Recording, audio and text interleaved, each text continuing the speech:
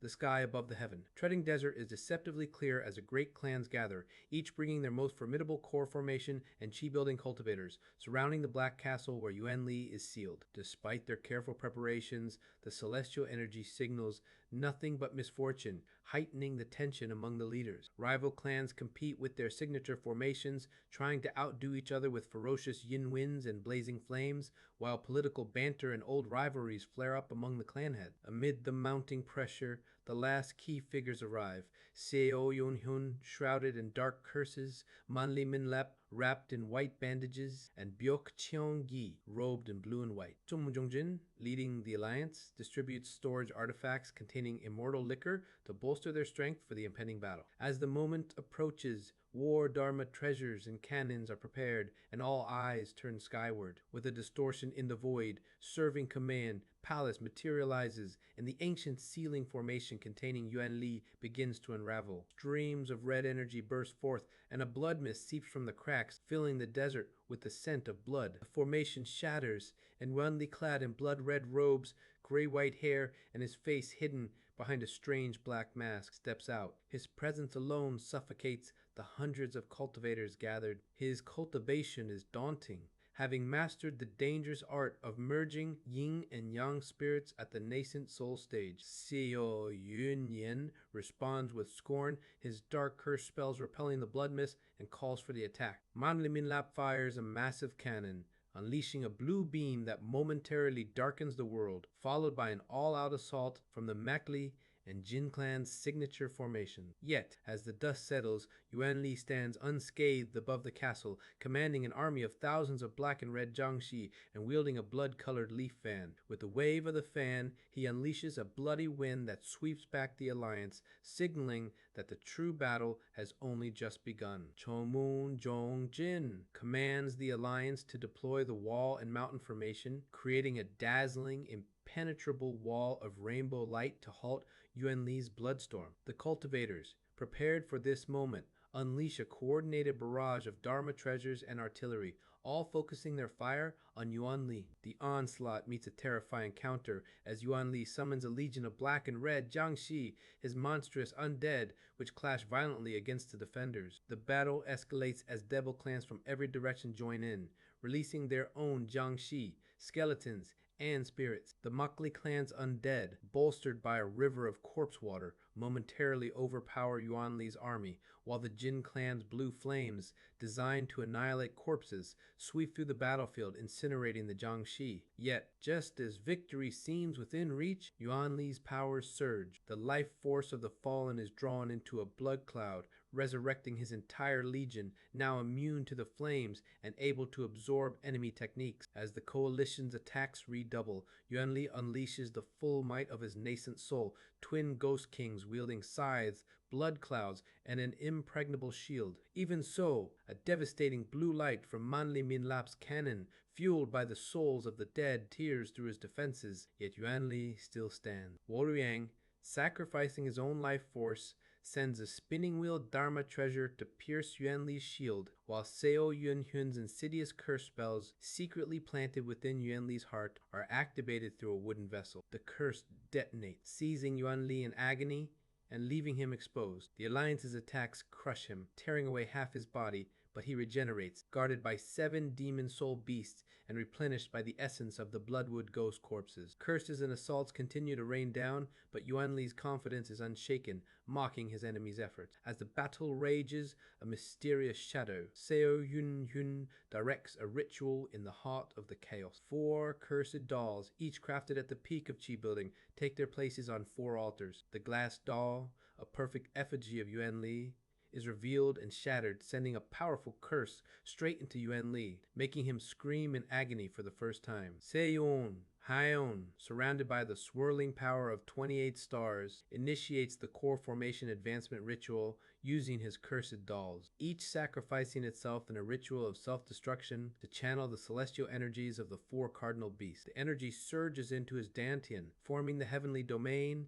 and condensing his spiritual power, drawing the wrath of the heavens. Yuan Li, wounded but still arrogant, mocks the ritual and the idea that a new core formation cultivator could threaten him. But as dark clouds gather and the sky itself prepares to strike down, the heavenly rejected, Seo and Hyun, now ascending, breaks through Yuan Li's defenses and embraces him. In that moment, the heavens unleash a pillar of lightning, bearing down on them both as the battle between mortals and monsters, heaven and earth, reaches its breathtaking peak. As an overwhelming blue pillar of lightning descends from the heavens, the Alliance watches in awe and terror, witnessing a heavenly tribulation that far surpasses any human-made attack. The leaders of the Alliance, shocked by the phenomenon, realize that this is not a tribulation meant for mortals at the core formation level, but one reserved for those at the nascent soul stage or higher, usually a punishment from the heavens themselves. Yet, historical precedent exists for rare individuals, the heaven rejected, to face this wrath at a lower stage. So Hyun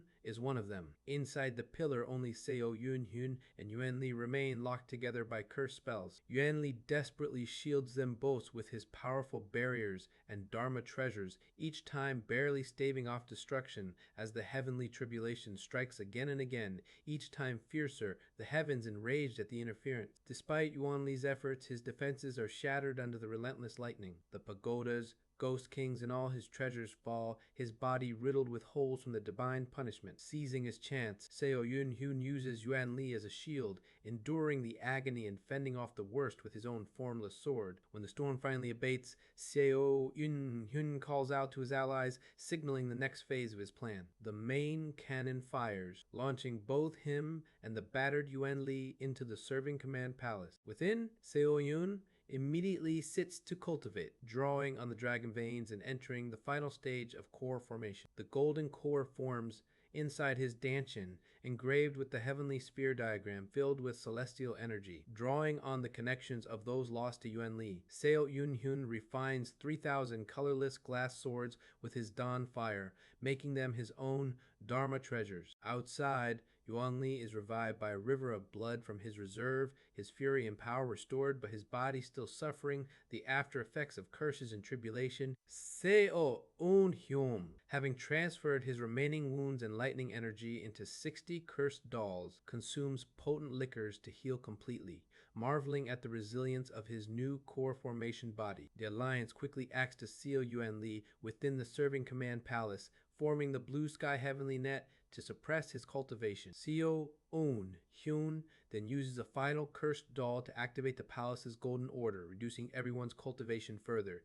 Nascent soul to early core formation to chi building. Despite the suppression, Seo Hyun, Man Li Min Lap, and Byot Cheongi enter the net, ready for the decisive confrontation. Seo Hyun, grinning fiercely, summons his 3,000 glass swords, declaring the palace Yuan Li's grave as the final battle begins. The clash erupts with the unleashing of the colorless glass swords, a storm of 3,000 blades swirling with infinite change, their force enhanced by the formless sword's boundless freedom of movement. Yuan Li counters with a deadly array of Dharma treasures and ghostly forces, but the sword's shifting colors and temperaments overwhelm him, breaking through his defenses and embedding themselves in his body. The formless sword's power, riding within the glass blades, tears at Yuan Li from within, and curses further prevent his regeneration, leaving him vulnerable. But Yuan Li is not finished. He reveals Kim Young-hoon's missing inner core, using it as the heart for a monstrous Asura formed by fusing Ghost Kings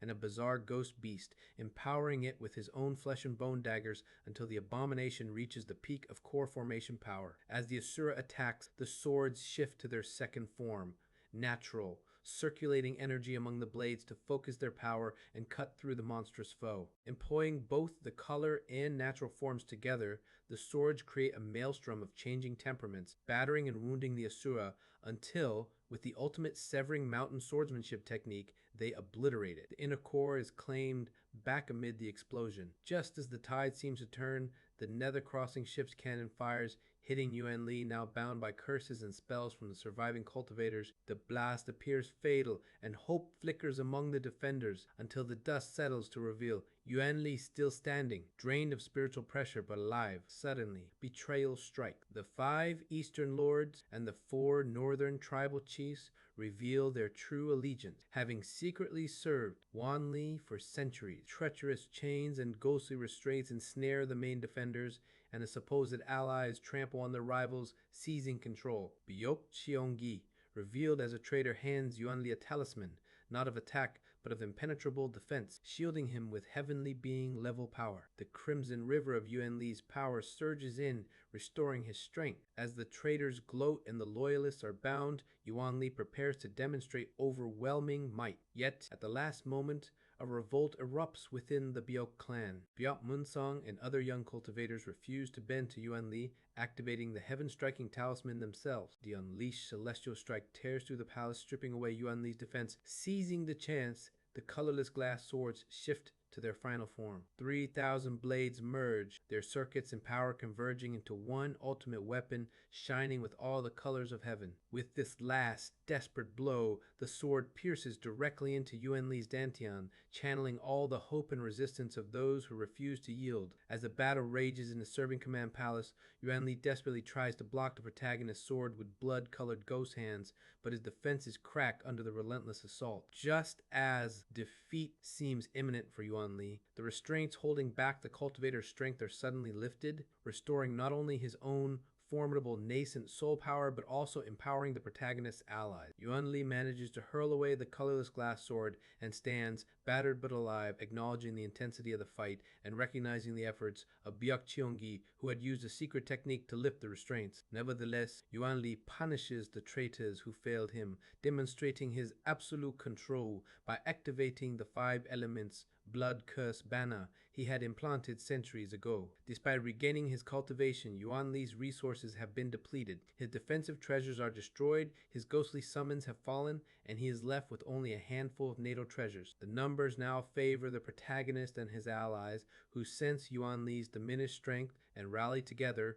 convinced victory is within reach. As the protagonist attempts a renewed assault, Yuan Li unleashes the power of his blood-colored leaf fan, sending a bloody wind that pushes his enemies back and momentarily halts their advance. Amidst the chaos, Yuan Li reveals his trump card, his blood body. A youthful, androgynous figure emerges, identical to the Yuan Li from the protagonist's previous life. The nascent soul of Yuan Li's old body enters this new vessel, and he absorbs his former self, regaining his full mid-stage nascent soul power and a monstrous new form. He proclaims the culmination of 2 centuries of forbidden cultivation, mastery over stolen techniques, and the perfection of his blood demon arts, boasting that he has ascended by exploiting others' mercy and seizing every opportunity. With the sweep of his leaf fan, Yuan Li conjures a storm of bloody wind and a colossal blood dragon, devastating the battlefield and scattering all but the strongest cultivators. As the carnage subsides, he mocks the ideals of mercy and loyalty,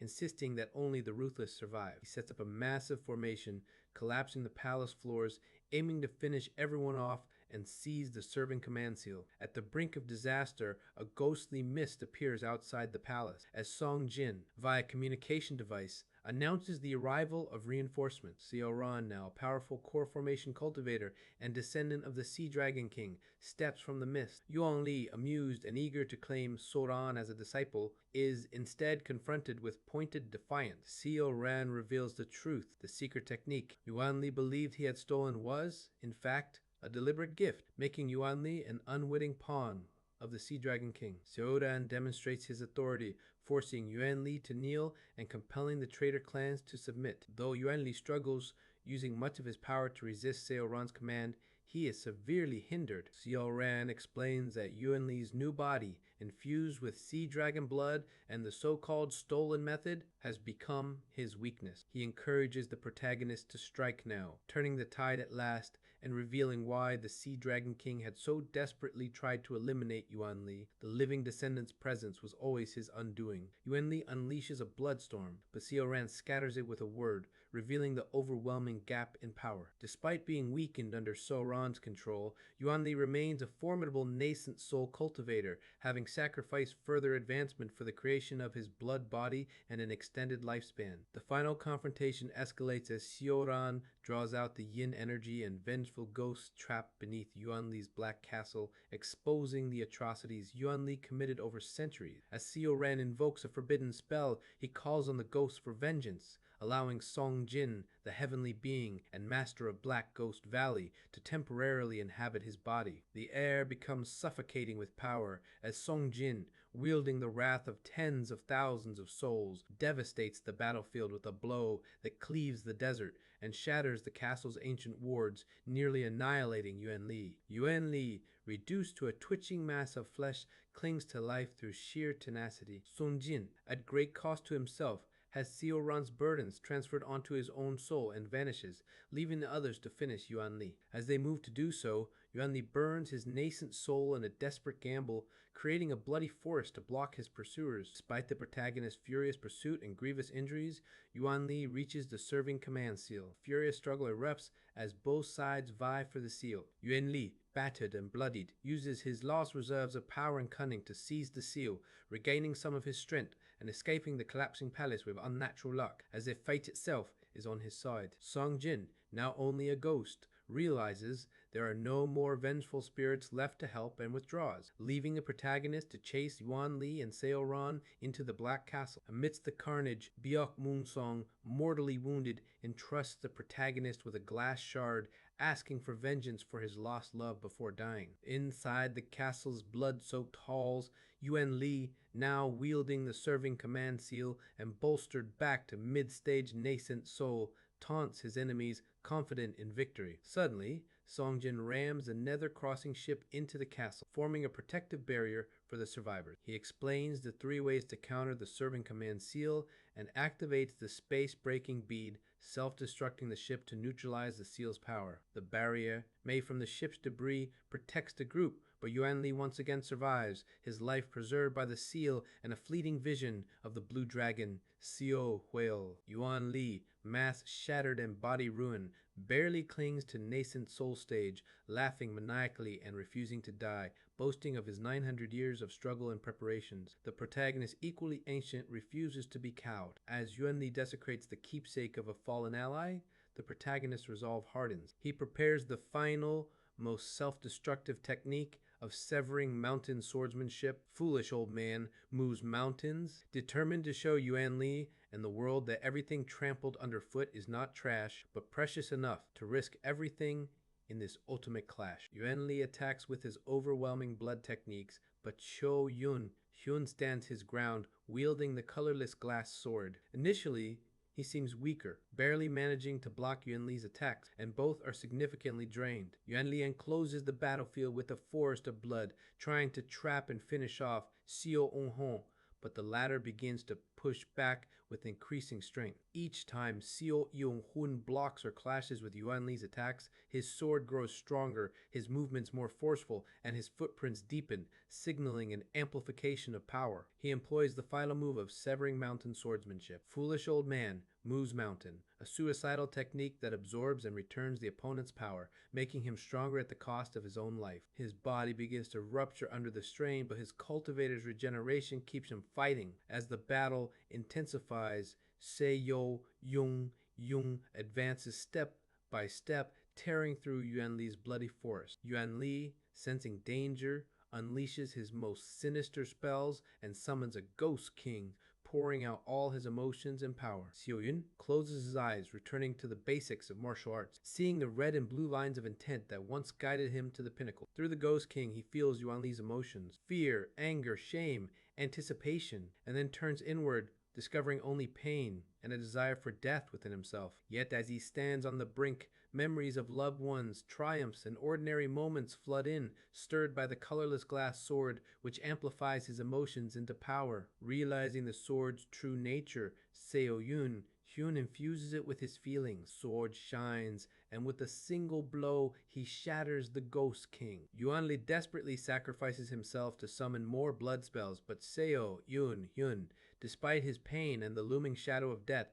presses forward, guided by both his martial intent and the memories embedded in the sword. In a moment of emptiness, he questions the meaning of his life and the futility of his struggle, but the warmth of Kim Young-hoon's presence, real or imagined, reminds him to set aside thoughts of limits and fate, to keep moving forward and do his best with what he has. Hyun realizes he has always followed Kim Young-hoon's path, but now, at the end of that path, he chooses to take his own step forward. He names this new realm Treading Heaven, marking his divergence and honoring the journey. At this realization, the formless sword merges with his entire being, the 10th gang sphere, his true core, melting into intangible energy. His body, now the embodiment of the formless sword, becomes resilient enough to withstand the backlash of his technique. He appears before Yuan Li and, with a simple slash, bypasses all defenses, cutting Yuan Li directly. No shield or spell can stop the formless sword,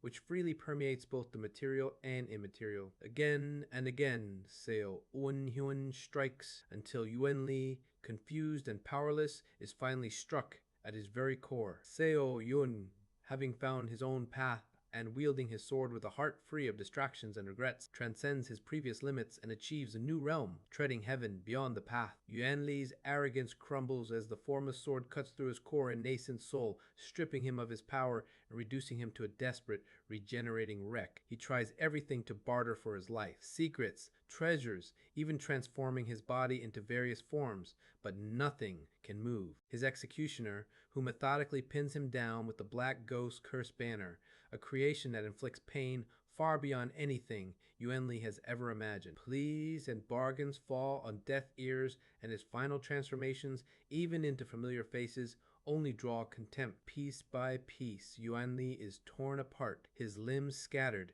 his nascent soul sliced away, until only his faceless, screaming head remains. With Yuan Li finally destroyed, the survivors of the brutal battle gather amidst the ruins, battered and grieving. Seoran mourns the loss of his master, Songjin, and resolves to carry on his teachings despite sorrow and exhaustion. As the others collect the remains of the fallen, the protagonist refuses the wealth and power left behind, taking only Yuan Li's head as proof and leaving the rest for the survivors. He limps away from the battlefield, battered and nearly dead himself, leaving a trail of Black Ghost Curse banners behind him. Each banner grows more grotesque, swollen with accumulated pain and malice, marking his lonely and agonizing trek across the desert towards Cheonseek City. The journey is almost unbearable. Presses on through searing heat, his body ravaged and nearly collapsing. Only the memory of his promise and the weight of Yuan Li's head keeping him moving. As weeks pass, isolation and pain threaten to consume him entirely. Suddenly, a sandstorm and unexpected rain signal his approach to Cheonseek City, and he finds the spirits of those massacred by Yuan Li waiting for him, smiling kindly through the rain. At last, he burns Yuan Li's head with a curse, fulfilling his vow. Guided by the gentle gesture of Tongmun Ryong, he stumbles toward Buk Hyanghua's workshop, barely holding on, seeking rest after a journey defined by agony, duty, and the longing for peace. Rain falls as the city becomes quiet, and in its midst appears the spirit of Haiying Hua, the one longed for over lifetimes. She smiles gently, and the two are reunited in a moment that feels both dreamlike and real. Despite the pain of separation and the years spent grieving, their hearts remain connected. Hyunghwa expresses her lingering regret at not having confessed her love, and as they dance together amid the graveyard of glass swords, the souls of friends and neighbors ascend to the heavens, the rain subsides, and the world seems to clear. In the intimacy of their reunion, Hyunghwa soothes the pain of endless loss, urging not to view their memories as a curse. Through her love and his acceptance, the black curse spells that have haunted Seo Yoon Hyun's life begin to reverse, transforming into white magnolias, a new blessing born from their connection, which they name together as the White Orchid Blessing Incantation. As her soul fades and prepares to depart, they share a ceremony with the white-red wine reminiscent of immortal unions. With her Norije transformed into a Dharma treasure and the last of his strength spent, Seo Yoon Yun reflects that the true difference between blessings and curses lies in the heart's ability to connect. As he closes his eyes, the colorless glass swords return and impale his body. Light fills the scene, and the world shifts. At a tomb, two ancient trees drop their flowers. The quince flower is swept away, while the white magnolia remains, echoing the cycle of reunion and loss. This marks Seo Yoon Hyun's 11th return, a new beginning born from the end of a 200-year-long yearning. Waking to a new cycle, sorrow lingers, but a quiet resolve takes hold, shaped by the memory of a wish that he not torment himself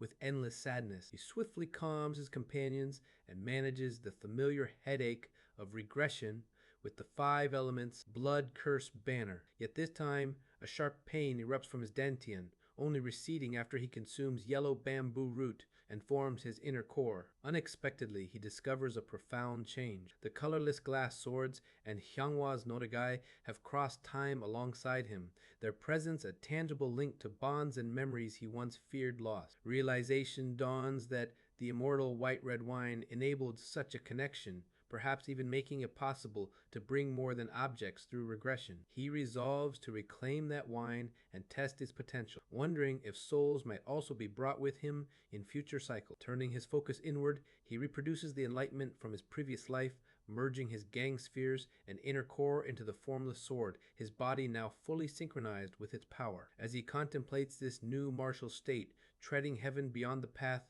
he recognizes that, much like true cultivators, he may now share in their longevity. The fox that once demanded his arm appears again, but the balance of power is utterly changed. With a mere thought, he overwhelms the fox, testing his new abilities. Attacks resonate with the force of the formless sword, acceleration comes effortlessly, and he even flies with the speed beyond what void steps once allowed. He demonstrates the final facet of this realm, the ability to cut through anything, his sword passing through the fox's body to its very core. Yet he chooses mercy, sparing the humbled fox, satisfied that his strength now far surpasses what it once was. Returning to his companions, he transmits the knowledge of his new realm and martial understanding to Kim Young-hoon through their shared consciousness, though he laments the lack of a true memory transfer technique. As he finishes, he senses a powerful presence. Mad Lord Jo Yeon approaches, drawn by the earlier commotion. The Mad Lord is intrigued by the spectacle, unable to fully comprehend the protagonist's new state. Seizing the opportunity, he shares a story of love and vengeance, carefully omitting the truth of regression,